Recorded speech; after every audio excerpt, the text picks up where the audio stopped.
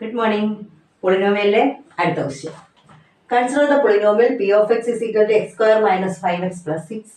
Write p of x as the product of two first degree polynomial. ഞാൻ p of x ഒന്ന് ആദ്യം എഴുതട്ടെ. p of x is equal to x square minus 5x plus 6. ഇതാണ് നമ്മുടെ polynomial തന്നിരിക്കുന്നത്.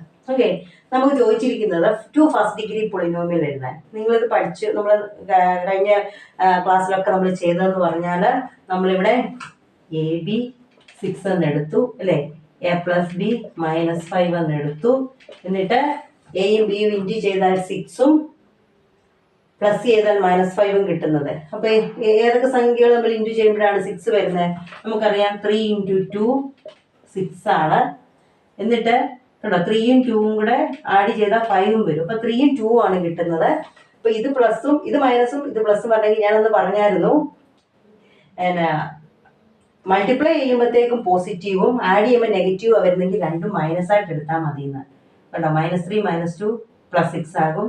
-3 -2 രണ്ട് minus വന്നാൽ add ചെയ്തിട്ട് മൈനസ് കിട്ടുമെന്നൊക്കെ ഈ രീതിയിൽ നമ്മൾ ചെയ്തു. എന്നിട്ട് നമ്മൾ വാല്യൂസ് തന്നെ എഴുതി. ഏതൊക്കെയായിരുന്നു? x-3 x-2 എന്ന് നമ്മൾ എഴുതിയിട്ടുണ്ടായിരുന്നു. ഇതൊരു മെത്തേഡാണ്, നിങ്ങൾക്ക് ഇത് വേണേൽ ചെയ്യാം.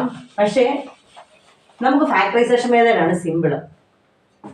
കാരണം ഫാക്ടറൈസേഷൻ മെത്തേഡ് ചെയ്താൽ തെറ്റുകയെന്ന് നമുക്ക് ഉറപ്പാണ്. പക്ഷെ ഇത് ചെയ്താൽ എങ്ങാനും മൈനസും പ്ലസും മാറിപ്പോയാലോ എന്നുള്ള ഇതാണ് ഞാൻ പ്രിഫർ ചെയ്യുന്ന ഫാക്ടറൈസേഷൻ മെത്തേഡാണ്. ഞാനെപ്പോഴും കുഞ്ഞുങ്ങളോട് പറയുന്നത് ഫാക്ടറൈസേഷൻ മെത്തേഡ് ചെയ്യാനാണ്. ഫോർമുല മാത്രം ഓർത്തിരുന്നാൽ ബാക്കി സിമ്പിളായിട്ട് ചെയ്യാം. നമുക്കപ്പോൾ അത് ചെയ്യാം കേട്ടോ. ഫാക്ടറൈസേഷൻ മെത്തേഡിന്റെ ഫോർമുല നിങ്ങൾക്ക് അറിയാമല്ലോ. എന്താണ്? -b ± √b² - 4ac/2a. ഇതാണ് ഫോർമുല. ഇതൊന്ന് ഓർത്ത് വെച്ചാൽ മതി. നിങ്ങൾക്കറിയാം, നിങ്ങളിത് പഠിച്ചത് കാരണം ഇതിപ്പോൾ നിങ്ങളുടെ മനസ്സിലുണ്ട് ഈ ഫോർമുല. അതിൽ എ എന്തൊക്കെയാണെന്ന് എഴുതാം. എ എന്താണ്? ഇവിടെ x² കിടക്കുന്നതാണ് എ. അതായത് നമ്മുടെ ഫോർമുല അങ്ങനെയാണ്. എ എത്രയാണ്? 1.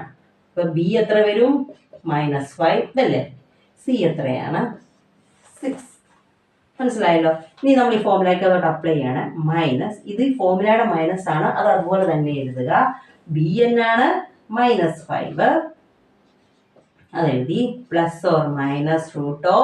√b² എന്ന് പറയുമ്പോൾ -5ന്റെ സ്ക്വയർ -4 × ഫോർമുല കേട്ടോ. എ എത്രയാണ്? 1 × 6. ഞാനത് പറയുവാണ്, ഫോർമുലയ്ക്ക് അത് അപ്ലൈ ചെയ്യുവാണ്, അതുകൊണ്ടാണ്.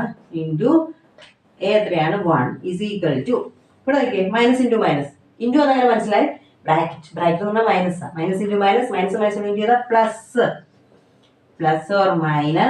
ഇനി 5ന്റെ സ്ക്വയർ എത്രയാണ്? 25. -5ന്റെ സ്ക്വയർ അപ്പോൾ എത്രയാവും? +25 അല്ലേ.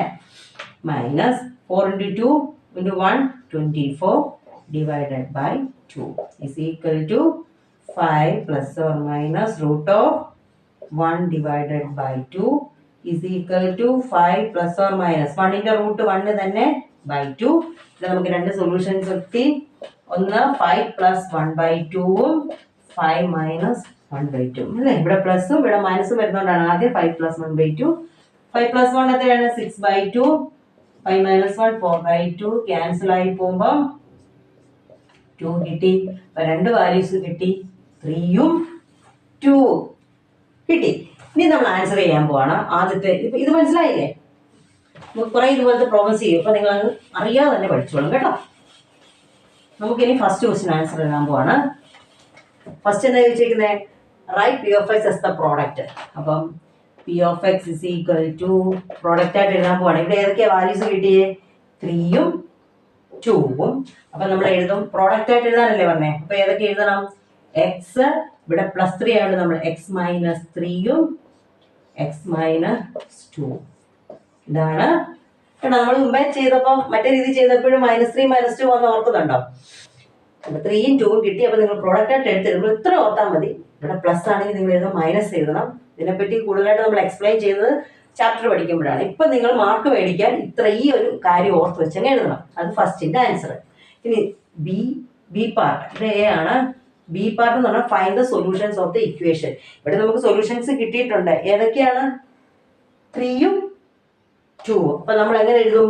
സൊല്യൂഷൻസ് ആർ ഏതാണ്? x = 3, x = 2. ഇങ്ങനെയും കൂടെ എഴുതി നിങ്ങൾ വെക്കണം. x = 3ഉം x = 2. സിമ്പിൾ അല്ലേ? ഒറ്റയടിക്ക് രണ്ടും ചെയ്തെടുത്തു നമ്മൾ. അപ്പോൾ നിങ്ങൾ ഈ മെത്തേഡിലൊന്ന് ചെയ്ത് പഠിക്കണേ. Okay, thank you.